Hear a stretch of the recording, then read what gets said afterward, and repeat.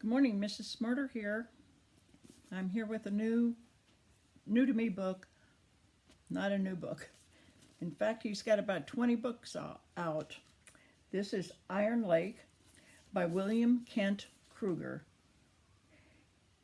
And this is his first book that was written. He has now got 20 books out. The 20 in 21, he just had his 21st book, I believe. But today, I'm going to talk about this book because it is, I think if you just pick it up, read the first chapter, you will want to read the entire book because that's what happened. I read the first chapter, I was hooked. Our hero, Cork O'Connor, is part Anishinaabe, which is, I looked it up, and it's a number of different tribes all in one in northern Minnesota. And this book takes place in northern Minnesota, so it's cold. There's a lot of water and a lot of forest, and even though the next book we'll be talking about, which is Boundary Waters, it'll have a lot more water, but it's Iron Lake, and it does not disappoint. Cork O'Connor was a sheriff, but he gave up. He got a divorce. He kind of fell apart, and gave up his being a sheriff. But people still see him as a sheriff in the area, and they come to him whenever there's someone missing, someone they need to find, or a crime they need solved. And he is a straight shooter. If you read the first chapter, you read the whole book.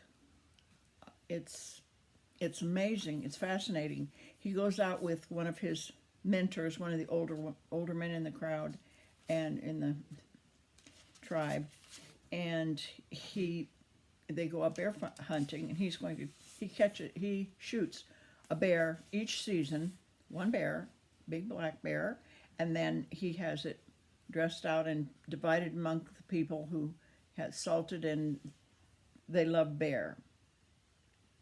So he takes Cork out, and Cork thinks, well, I don't know if we'll really find one. But the first night they camp out, light their fire, and old Sam Wintermoon starts telling him some of his stories, and he tells him about the Anishinaabe, I think is the way it's pronounced, but it's a spirit that comes, and when it calls your name in the wind, you will be the next to die. So Corcoran heard some tales that were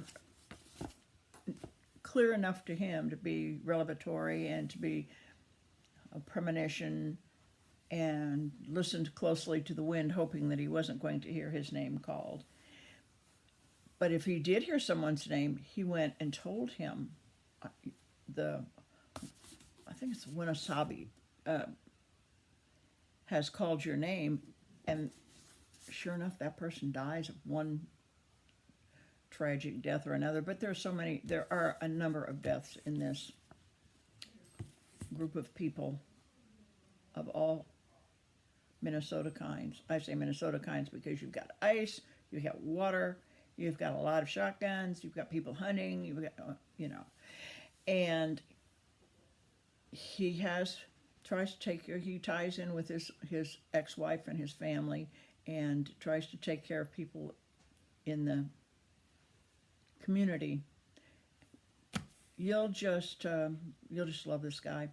It's really a fascinating story to read, and you can read it very quickly.